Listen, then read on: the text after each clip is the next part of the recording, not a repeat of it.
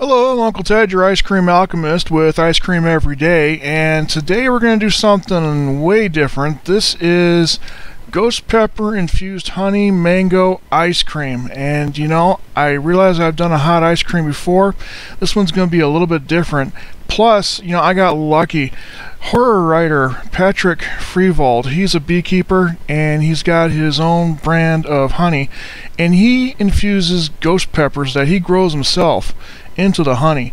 And let me tell you, this stuff is awesome. He sent me a bottle a while back and I have been wanting to do something with it for some time, and things kind of lined up. I had some mangoes I got on sale and I thought, it's time.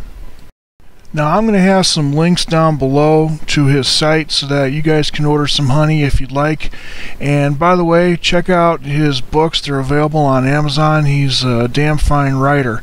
Now, one thing to keep in mind with anything that you infuse into honey, it does have a tendency to rise a little bit over time to the top, so you're going to want to shake it up. In my case, I just used the whole bottle, so it worked out pretty well for me. But first things first, we're going to go ahead and get started off with our dairy as always. 2 cups of heavy cream and 1 cup of whole milk. Now, once the dairy heats up to, I would say, about 120 degrees, you don't want it too hot, that's when we're going to go ahead and add half a cup of our non-fat dry milk, because that's going to help with the moisture. And then we're also going to add 2 teaspoons of powdered vanilla.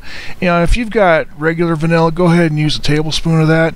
I've got the powdered stuff because I'm trying to keep control of the moisture in my ice cream.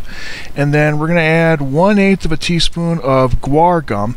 Remember, it's guar like the band. I kept saying guar gum and I got corrected. But we're going to add 1/8 of a teaspoon of guar gum, and then we're going to go ahead and whisk that in. Now, once you've got that whisked in, go ahead and add the honey. I used the entire 12-ounce bottle of the honey. And that was actually the perfect size, by the way. 12 ounces is perfect. So go ahead and add that entire bottle, and once it gets added, give it a whisk. One trick that I like to use with honey is I always like to take it and soak it in some hot water. Regular tap water, but soak it in some hot tap water. What that does is it loosens it up and it pours much easier out of the bottle. Once I've got that in, whisked up, I'm going to heat it so that you want to get it to about 120, 130 degrees, and you just want to reduce it just a little bit to get some of that moisture cooked out of it. Once it's done, just go ahead and take it out off the heat, put it in the refrigerator overnight and let it cool. Then we can turn our attention to the mangoes. Like I said, I got these mangoes on sale and I was real happy with them. And so we're just going to go ahead and get the mango out of there. There's a number of different ways to peel a mango, and there's some good videos on YouTube showing how to do that. Basically, you follow the pit, then what you do is you just remove the mango from the peel.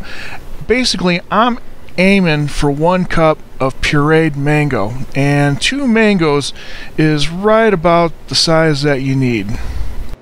If you want to use the stuff that's been pre-cut in a jar, that's fine. Just be careful about any extra sugar that might have been added.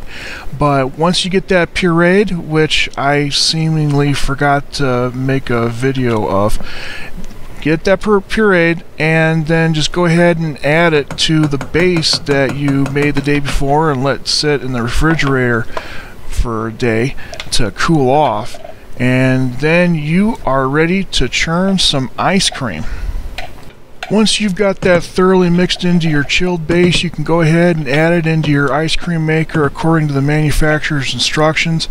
I'm using my trusty Cuisinart, and I'm going to fill the canister about 2/3 the way full, because what's going to happen is it's going to expand in there. It's going to get some air whipped into it, not much, but enough.